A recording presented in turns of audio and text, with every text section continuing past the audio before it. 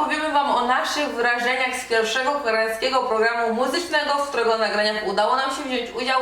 I jest to program The Show nadawany przez SBS i nam udało się dostać do tego programu podczas naszej podróży po Korei. Dokładnie do odcinka z 24 kwietnia, który był dniem naszego przyjazdu, także już pierwszy dzień w Korei przyniósł nam naprawdę dużo wrażeń i w tym filmiku opowiemy Wam, co nas tak naprawdę zaskoczyło, jak wygląda nagrywanie takiego programu, jak się do niego dostać i co najważniejsze, kto w tym odcinku wystąpił. Są 3 sposoby dostania się do takiego programu i pierwszy z nich jest to oficjalna aplikacja SBS, gdzie możecie się zarejestrować na konkretny termin, nie tylko na The Show, ale też na Ikigayo i czekacie na wyniki. I plusem tej aplikacji jest to, że jeżeli się dostaniecie, to możecie ze sobą zabrać osobę towarzyszącą. Drugi sposób to zapisanie się do oficjalnego fanklubu danej grupy, która występuje w tym odcinku, ustawienie się z tym fanklubem do kolejki, a trzeci sposób to po prostu zwykła kolejka, z tym, że te fankluby wchodzą jako pierwsze, więc jeżeli ustawicie się jako zwykła kolejka, to jest szansa, że jednak nie będzie dla Was miejsca. Także my po przylocie do Korei miałyśmy chwilę na dowiedzenie się co do czego, jak gdzie dojechać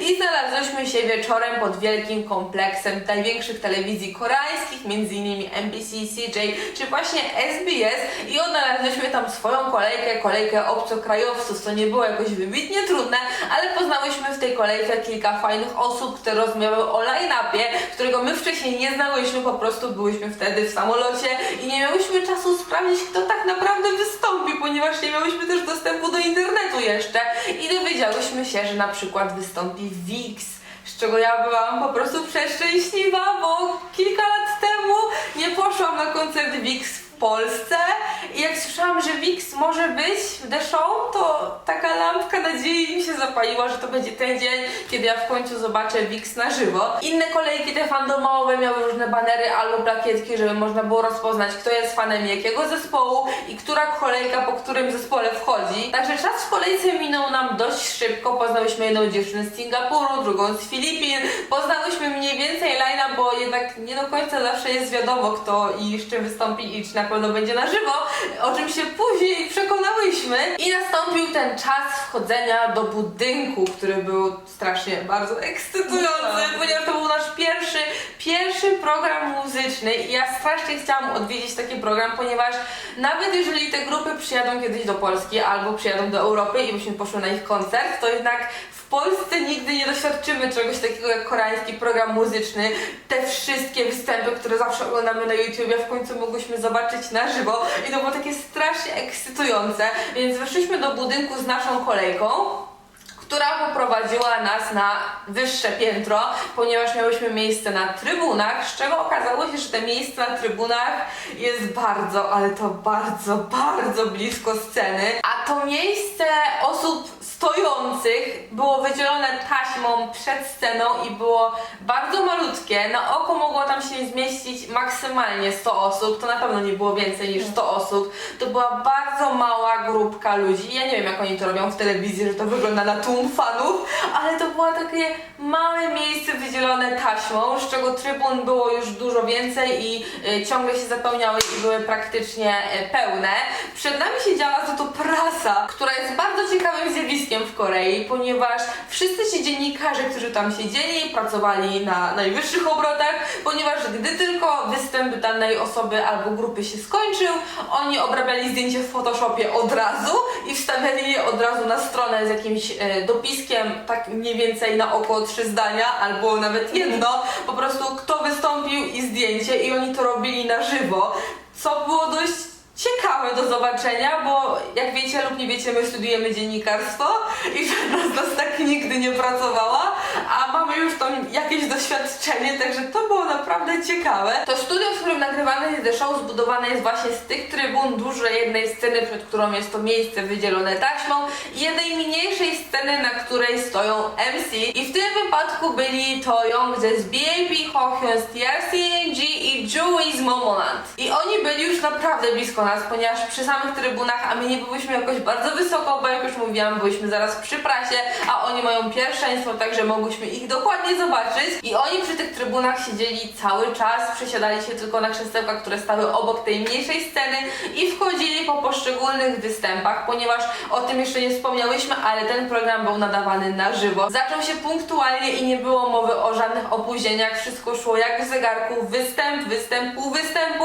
Niektórych idoli nawet ściągali ze sceny i mieli tylko po pół występu, a potem właśnie wchodzili MC, mówili swoje, schodzili, mówili swoje i wszystko było idealnie opracowane, dopracowane i naprawdę oglądając to z boku, jak to działa, jak nie ma miejsca na żadną pomyłkę, wszystko jest przećwiczone, wszystko wiadomo, ale to robi naprawdę duże wrażenie. Anna już wspomniała, że niektóre grupy miały po pół występu i to jest właśnie jedna z rzeczy, które nas naprawdę zaskoczyły, bo w końcu się dowiedziałyśmy, co to tak naprawdę jest ten pre-recording, ponieważ podczas występu jednej z grup zauważyłam, że na ekranie, na którym leciał program na żywo i na scenie są zupełnie dwie różne rzeczy, a to, co się różniło, to były ich stroje, więc tutaj coś przestało się zgadzać i to jest właśnie ten pre-recording, że oni to nagrywają wcześniej, później przychodzą do tego programu mimo wszystko i nadal występują, ale na ekranie podczas tego występu widzimy to, co było nagrane wcześniej. Podczas tego programu zaobserwowałyśmy naprawdę niesamowitą pracę kamer, bo jest taka jedna ogromna kamera,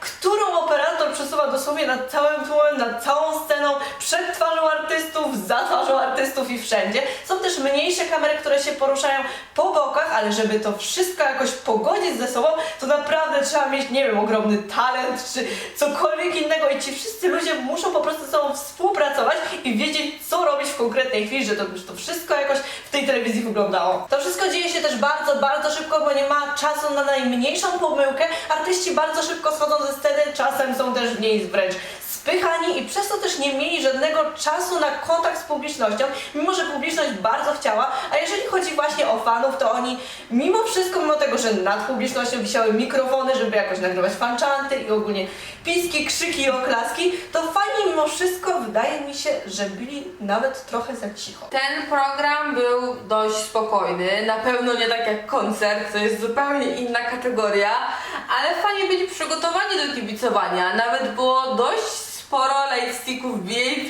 mimo tego, że VIP nie występowało i był tam tylko jeden członek jako właśnie MC, ale jednak było widać, że go wspierają i że fani też przychodzą dla samych prowadzących. Także ten sposób organizacji też był dla nas zupełnie nowy, no i oczywiście główną różnicą jest to, że my jesteśmy z Europy, a większość fanów jednak była z Azji i oni też się inaczej zachowują w różnych sytuacjach, co w końcu mogłyśmy zaobserwować na żywo i akurat w tym przypadku byli dość spokojni. Warto wspomnieć o tym, że podczas takich programów jest całkowity zakaz robienia jakichkolwiek zdjęć i nawet wyjęcia telefonu, ponieważ jeżeli ochrona by zobaczyła, że ktoś robi zdjęcia, to ta osoba musi wyjść i to natychmiast. I nawet czytałyśmy w regulaminie, że możemy zostać spisane z numeru paszportu i zostać dopisane na czarną listę i nigdy więcej nie mieć szansy nawet uczestniczyć i dostać się do takiego programu, także wolałyśmy nie ryzykować. Nie mamy żadnych pamiątek z The Show, ale jednak mamy wspomnienia, o których teraz zamierzamy wam opowiedzieć, bo przechodzimy do najważniejszej rzeczy, czyli tego, kto tam wystąpił. Kolejność opowiadania myślę, że zostawimy przypadkową, po prostu tak, co nam przyjdzie do głowy i może zaczniemy od zespołów, które miały comeback akurat w tym tygodniu, w którym przyleciałyśmy i było to na przykład Snoop Park, które miało comeback dokładnie tego samego dnia, w którym przyleciałyśmy i już zdążyli wystąpić w programie, także ja tej piosenki nawet nie słyszałam i to był mój pierwszy raz, kiedy słyszałam Tulips na żywo.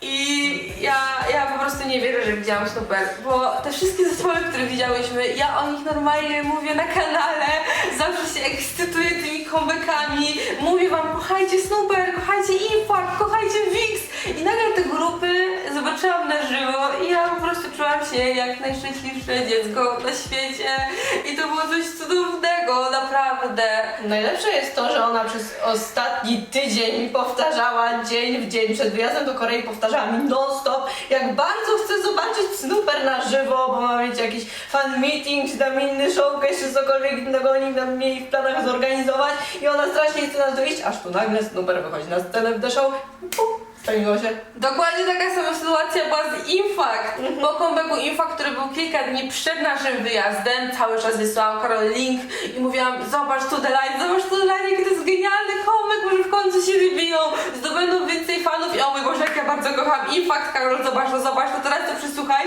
i nagle oni wchodzą na scenę i ja mogę sobie tego posłuchać na żywo. To jest naprawdę niesamowite uczucie. Jak zespół, o którym tyle mówicie i tyle słuchacie i tak się nim ekscytujecie gdzieś w domu przed laptopem, nagle wychodzi na scenę. Zupełnie niespodziewanie wtedy dla nas, bo nie znałyśmy nawet line-upu. Mogło się podejrzewać, że zespół, który miał ostatnio comeback, wystąpi i mieć na to nadzieję. Ale zobaczyć Impact na żywo to było coś genialnego, tak samo super. Ja kocham takie grupy mało popularne, na pewno to wiecie, jeżeli nie jesteście na tym kanale po raz pierwszy. I to była idealna szansa, żeby zobaczyć właśnie te mniejsze grupy, ale również i większe grupy. Ja chciałam powiedzieć, że ja od tego momentu kocham Impact całym sercem i nie mogę przestać słuchać tej piosenki.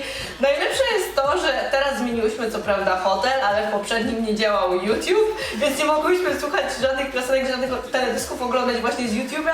Działała tylko chińska strona, a na tej chińskiej stronie były te występy właśnie na żywo, więc oglądałyśmy sobie i Snooper, i Impact, i Intuit, i całą resztę tych zespołów w kółko z całą playlistą tego, co widziałyśmy wcześniej, ale Impact to jest coś, co po prostu zostało, nie wiem, wspięło się na jakiś top mojej listy zespołów, jak po prostu wow. A skoro już mowa o Intuit, to jest mój ulubiony występ, bo Snapshot na żywo to było coś genialnego i to nie tylko dlatego, że chłopaki wyszli na scenę troszeczkę roznegliżowani, ale ten występ po prostu miał taką moc, że ja prawie spadłam z tego fotela i cały czas tylko o nim gadałam po wyjściu z tego programu, także to było coś, co najbardziej jakby dało mi taką energię. Oni po prostu zrobili show na tej scenie tak, jaki powinni i ten występ chyba był jednym z moich ulubionych, jeżeli nie ulubionym i jeżeli miałabym jakiś wybrać taki, który najbardziej zapadł mi w pamięci, to będzie to na pewno Intuit, ale też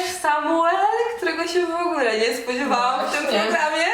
W ogóle nagle wyszło na scenę dużo tancerzy w bardzo dziwnych strojach i maskach na twarzy i jeden solista i ja po prostu nie wiedziałam, co się dzieje i zobaczyłam kogoś w tłumie z banerem z zapisem Samuel i wydało mi się to dość niemożliwe, ponieważ Samuel promował się na początku tego miesiąca, a to było jednak 24 kwietnia. I ja w to nie wierzyłam i nagle na scenę wyszedł Samuel i ja po prostu byłam w szoku, myślałam, że się rozpłaczę, ponieważ Samuel jest moim najmłodszym biasem, także mam do niego taki wielki sentyment i strasznie mu kibicowałam w Produce 101, kibicowałam mu też za czasów Seventeen i strasznie wspieram jego solową karierę i to, co robi, bardzo mi się podoba. I jak go zobaczyłam na żywo, to nie mogłam w to uwierzyć, naprawdę fazowałam na 8 lat młodszego idola bardziej niż na jakikolwiek inny, co wydaje mi się teraz troszeczkę dziwne, ale jednak zobaczenie Samuela na żywo to zdecydowanie jest jedno z moich lepszych wspomnień i Samuel na żywo jest genialny. Jego choreografie różnią się od wszystkich innych, mimo tego, że on występuje sam, to jednak on ma taki talent, potrafi tak zrobić to sam z innymi tancerzami, ale jednak całość wygląda po prostu genialnie i naprawdę robi wrażenie. Ja po prostu patrzyłam się tak się patrzyłam i pytałam, Karol, to jest Samuel? Na pewno Samuel, ale jakim cudem, co tutaj robi Samuel?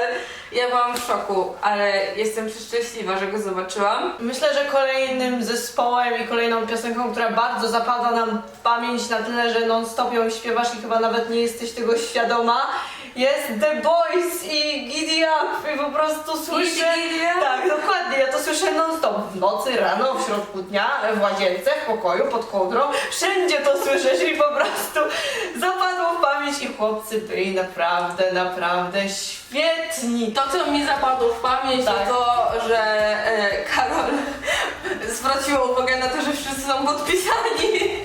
Więc mogłam sobie spokojnie wybrać miasta. Wrażenia, że tak powiem, opowiadałyśmy sobie numerkami, które mieli na koszulkach. I to był bardzo liczny zespół, który wypełnił całą scenę i jak widać wypełnił też mój mózg, skoro nie mogę przestać śpiewać tej piosenki. Ale ta piosenka wpada w ucho, Giddy Up naprawdę wpada w ucho. I jest taką bardzo K-popową, chłopiecą piosenką z pozytywną energią, także chłopaki wnieśli naprawdę sporo pozytywnej energii. A później było już tylko lepiej, ponieważ na scenę wszedł zespół, który kilka dni po naszym wyjeździe z Korei ma swój koncert, także niestety nie możemy w nim uczestniczyć, ale wyszedł na scenę, także miałam tylko jedną myśl w głowie, że wynagrodził mi tą datę koncertu, na którym nie mogę się pojawić i zobaczę jednak na żywo The Rose, która jest jedną z moich ulubionych rockowych grup i to, co ja przeżyłam po tym występie. Jeżeli u mnie na pierwszym miejscu jest Into It, to na drugim jest zdecydowanie The Rose, ponieważ to, co chłopaki robią na żywo, ich głosy na żywo, ja miałam łzy w oczach nadal na dźwięk głosu Songa. Ja się zakochałam. Po pierwsze strasznie, ale strasznie doceniam idoli, którzy potrafią grać na jakimkolwiek instrumencie i śpiewać jednocześnie, co jest zresztą taką cechą charakterystyczną zespołów rockowych, ale The Rose ma taki głos. Taki głos. Wszyscy członkowie mają takie głosy, że ja nie wiem, jak ja tam nie zemdlałam. W ogóle nie wiem, jak ja przeżyłam to całe The Show. A najśmieszniejszą sytuacją jest to, że Karol mi wtedy powiedziała właśnie coś w stylu: oni mają takie wyjątkowe głosy. Inne głosy. Oni mają takie inne głosy, a ja usłyszałam inne włosy i potem kontynuowałam tą rozmowę mówiąc: a widziałaś włosy Raviego? Bo jak się schylił, to mu się w ogóle miał tyle lakieru na głowie, że mu się ta fryzura nie zmieniła. I dla niej to się wydawało naturalne, że nagle zmieniłam temat na włosy Raviego, a jej chodziło o głosy. Najlepsze w tym wszystkim jest to, że ja sprostowałam to wszystko jakieś 4 dni później przy okazji jakiejś innej rozmowy o The Rose, kiedy to usłyszałam od Ann, że mi się podobają ich włosy. I ja nie wiedziałam, o jakie włosy jej chodzi, a okazało się, że to po prostu chodziło o głosy. Więc taka sytuacja, wszystko już zostało sprostowane, ale The Rose jest naprawdę niesamowite i miłość. Ale poszłabym na ten koncert. Ale włosy też mają ładne. Trafił nam się bardzo męski odcinek, ponieważ pojawił się tylko jeden występ girls bandu i było to Bad Kiss z piosenką Just One Day. I ja tę piosenkę również słyszałam po raz pierwszy, ale dziewczyny wywarły na mnie naprawdę ogromne wrażenie. I powinniście zwrócić uwagę na ten girls band, jeżeli nie lubicie takich przesłodzonych piosenek, ponieważ ta właśnie w ogóle taka nie była i my nie znałyśmy wcześniej dziewczyn, ale bardzo nam się spodobały i miałyśmy bardzo pozytywne wrażenia po tym występie, chociaż naprawdę nas zdziwiło to, że nie było więcej girls bandów. Może oni wiedzieli, że przyjeżdżam. Zdecydowanie, dlatego same boys bandy i to jakie boys bandy. Ale był również solista i to nie byle jaki solista, bo Eric Nam ze swoim nowym comebackiem i ja się chyba zakochałam. Chyba się zakochałam. Nie powiedziałabym chyba, tylko na pewno. Ja się na pewno zakochałam. Eric na żywo. Po pierwsze jest strasznie przystojny, a po drugie ma wielki talent i ta piosenka to jest kolejna piosenka, która utknęła mi w głowie i nie może z niej wyjść.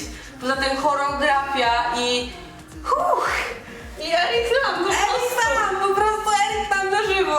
Wow! Nie, naprawdę, Eric tak. cudowny, ja nie będę nic mówić więcej, Eric Nam jest po prostu cudowny. I miałyśmy już za sobą całkiem sporą dawkę swoich ulubionych grup, m.in. Snooper, Impact, Samuela, Erika Nama, Into It, ale miałyśmy jednak nadzieję na jeden jeszcze zespół, który miał ostatnio comeback, a raczej zaczął się promować z kolejną piosenką z nowej płyty, a mianowicie NCT Black on Black. I jak Karol mówiła, że na scenie i naokoło sceny były kamery i ekrany i to wszystko i było widać ten odcinek, który leci w telewizji na żywo, łącznie z reklamami i innymi wstawkami, które można zobaczyć w telewizji, jak ten program leci. Było również w zapowiedzi właśnie NCT, co oznaczało, że NCT pojawi się w tym odcinku. Aczkolwiek tu już pojawił się właśnie problem tak zwanego pre-recordingu,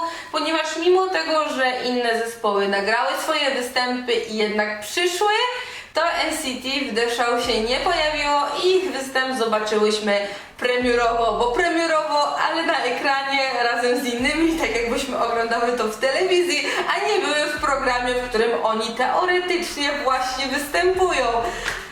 Także poczułyśmy na początku trochę zawód, ponieważ wszystkie inne grupy tam były, a NCT jednak nie przyszło. I to był na początku zawód. I jak można mieć takiego pecha, że akurat NCT, czyli jedna z naszych ulubionych grup, a właściwie moja ulubiona grupa, nie przyszła. No ale trudno, zrobiło nam się smutno. No naprawdę zrobiło nam się smutno. Ale występ nam się podobał. Występ nam się podobał. Występ ten nagrany, który został puszczony, żeby wszyscy zobaczyli jednak na dużym ekranie z tyłu. Bardzo był dobry, zresztą występy z Black on Black. Jak ja się dowiedziałam, że NCT będzie się promowało w tym tygodniu z Black on Black, to ja się modliłam, żeby oni wystąpili na żywo z tym, ale no przy okazji The Show się nie udało, niestety. I to było przykre, ale po NCT już na żywo wystąpiło VIXX, czyli naprawiłam błędy swojej przeszłości i zobaczyłam zespół, na którego koncert nie poszliśmy w Polsce, na żywo, a my VIXX uwielbiamy i to jest naprawdę coś, o czym nie chciałyśmy do tej pory rozmawiać, bo strasznie żałowałyśmy nie pójścia na ten koncert, ale w końcu udało nam się zobaczyć VIXX i comeback z Scientist, a właściwie Scientist zostało opuszczone na ekranie z tyłu, a chłopaki wystąpili z drugą piosenką, z którą się promują. Ja patrzyłam tylko na Ena. VIXX na żywo to jest jedno wielkie wow i to, że nie poszliśmy na ten koncert, to ten występ jakby jeszcze bardziej utwierdził mnie w przekonaniu, że to był największy błąd naszej przeszłości, ale już troszeczkę jest naprawiony, mimo że to było tylko, nie wiem, półtora występu, jeżeli ten puszczony z ekranu można liczyć jako pół, ale naprawdę strasznie się cieszymy, że udało nam się zobaczyć w końcu VIXX na żywo, naprawdę ich kochamy każdego z osobna, jak tam Hongbin. Hongbin jest idealny na żywo. No właśnie. Jest idealny i strasznie mi się podoba jego nowy kolor włosów. I chłopaki w ogóle schodząc ze sceny machali do fanów i mieli taki największy moim zdaniem kontakt z fanami. Najbardziej dziewczyny obok nas siedziały z francuską flagą i ja wtedy pożałowałam, że nie wzięłam naszej polskiej, ponieważ Ravi krzyknął do nich France, France i to było takie słodkie. I oni wieśli taką pozytywną energię do tego dnia i naprawdę już mi przestało być smutno i już naprawdę zapomniałam o tym, że z NCT nam się nie udało, bo zobaczyłyśmy VIXX, na które tak strasznie liczyłam i my tak naprawdę obserwowałyśmy comebacki od dłuższego czasu, żeby mieć mniej więcej pojęcie tego, kto mógłby w takim programie wystąpić i jak VIXX powróciło z nowym albumem, to ja miałam wielką nadzieję i moje marzenie się spełniło, zobaczyłyśmy VIXX na żywo. To jest kolejne spełnione marzenie, jeżeli chodzi o K-popowe grupy. I ten program zaliczam do naprawdę bardzo udanych. To było naprawdę bardzo ciekawe doświadczenie, zupełnie coś innego, zupełnie inna organizacja, zupełnie inne zasady. Wszystko było inne tak naprawdę. Zobaczyliśmy to od zupełnie innej strony. Nie od strony tak jak normalnie siedzimy, oglądamy sobie monitor, tylko od tego jak to wygląda z tej drugiej.